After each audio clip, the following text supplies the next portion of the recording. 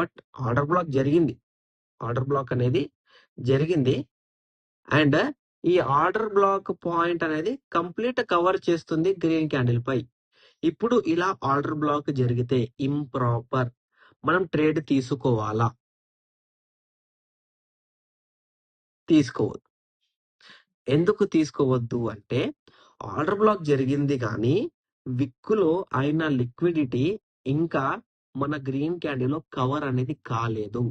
అందుకనే మనం ఏం చేయాలి అంటే ఇక్కడ ట్రేడ్ తీసుకోవద్దు. బ్రేక్అవుట్ పాయింట్ దగ్గర బ్రేక్అవుట్ వచ్చినా మనం ఇక్కడ ట్రేడ్ తీసుకోవద్దు. ఆర్డర్ బ్లాక్ జరిగినా తీసుకోవద్దు. ఎందుకంటే విక్ అనేది ఇంప్రాపర్ ఉంది ఇక్కడ. సో అప్పుడు మన మైండ్ సెట్ మనం ఎలా ప్రిపేర్ చేసుకోవాలి అంటే ఐదర్ ఇక్కడికి వెళ్ళి సెల్లింగ్ అయినా జరగవచ్చు. సెల్లింగ్ జరగాలి అంటే లోయెస్ట్ పాయింట్ అనేది బ్రేక్ చేయాలి.